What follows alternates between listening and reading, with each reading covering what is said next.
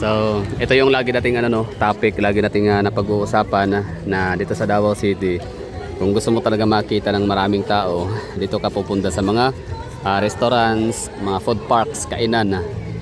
Doon mo makikita, doon mo mararamdaman kung gaano kadami pala mga tao sa Davao. Kasi kung doon ka lang sa heart of the city like San Pedro Square, San Pedro Street, CM Recto, mga Claveria, yun, mga ganyang lugar ba, wala kang masyadong makikitang tao.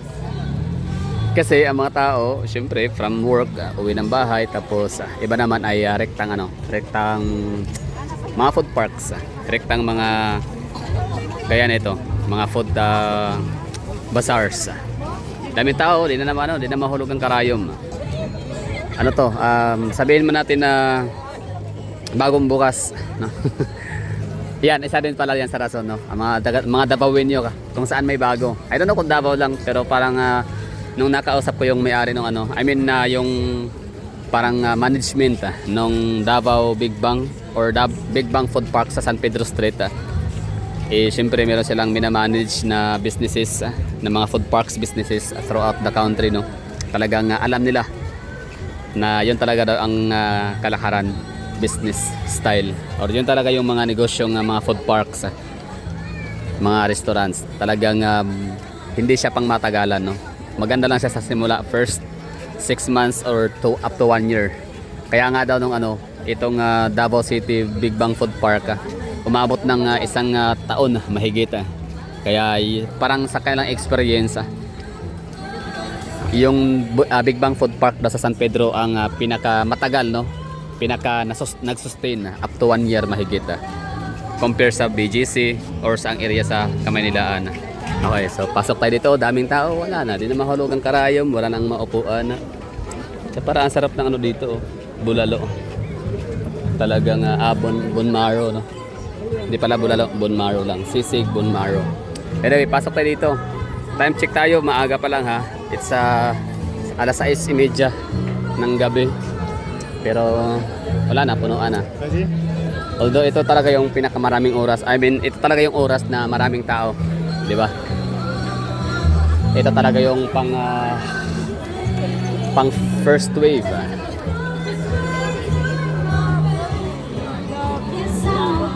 Dito tayo. So ito mga ganito naman ang mga kainan kasi every Christmas season lang, di ba? Hindi to all year round talaga na open or nag-ooperate. Kumbaga binubuksan lang to kasi nga holiday, kumbaga maraming mga bonuses, 13-month pay, sim breaks, wala nang pasok sa eskwela, bakasyon, yun, no? Basta kumbaga willing na, andyan na yung matatapang ng mag-invest, mag-business yung mga negosyante natin, mga maliliit na negosyante, kasi nga maraming kapirahan na nagse-circulate na sa lugar. So itong gantong mga kainan buong Pilipinas, no, meron talaga to, no? Every town, every city, every municipality, every parks, meron talagang ganito. So dito sa Davao ang dami, di mabilang. Sa pagkakaalam ko lang, meron tayong Nova Plaza doon sa unahan lang sa Maylanang. Dito Ashwila Cove. Meron din sa Damusa IT Park. Meron din sa may Victoria Plaza. Meron naman sa may saan pa? Basta marami, no? Siyempre yung Rojas Night Market all year round talaga yan. Basta dito sa Davao, lahat ng districts, lahat ng area. Meron pala DGT, no? Meron din doon mga food parks, mga food bazaars area.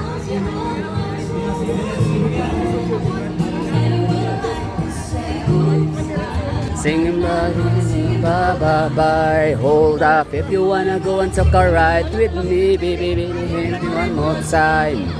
Adventures with you and me, say that we were young, sing at the top of our lungs.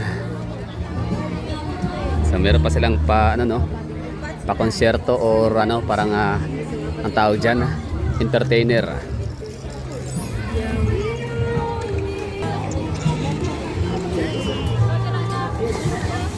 Pasog ba? Top 1 sushi. Okay na tayo dito, labas na tayo, no? labas ulit tayo dito para lipat tayo ng ibang venue. So wala na tayong maupuan. Maganda dito ngayon no, kasi present ulit yung yung puso. Cebuano style na pagkain.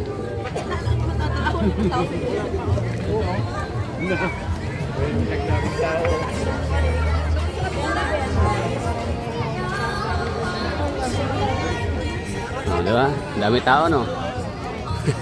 Iba labas na lang sila, wala nang upuan na.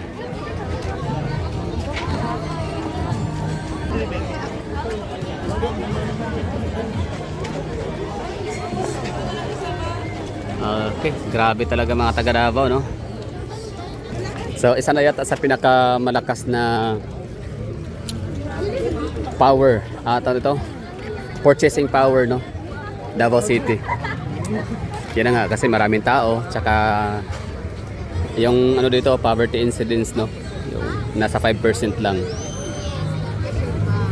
So out of almost 2 million population sa Davao, 5% lang dyan yung yung talagang hindi afford makapunta sa mga gatong lugar kasi nga sila poverty incidence no. So sila yung mga nasa laylayan, sila yung walang kakayahan no, na makabili ng mga basic necessity nila. So what more sa mga gatong area na dihamak na medyo pricey compare sa mga karinderias lang, di ba? Nag-walking na ang bag, nag-walking.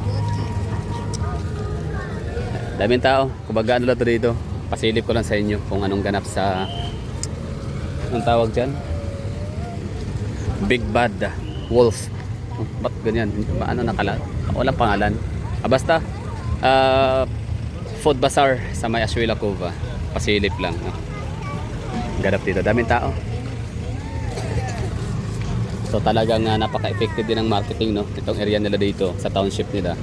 Kasi nga papasok, punta ka ng Seaside Promenade, hindi bababa sa 500 pesos na kailangan mong i-purchase para maka-entry sa kanilang Seaside Promenade Park area.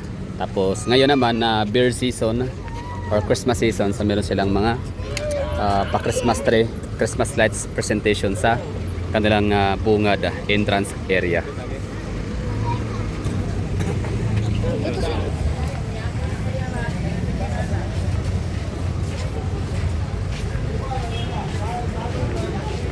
So sa mga nakapanood nito, dito na ba kayo? Nakatry na ba kayong mamasyal dito? Itong itong mga linggong to no, kasi iba yung hitsura ngayon kumpara nung hitsura ng Ashuela Cova last month.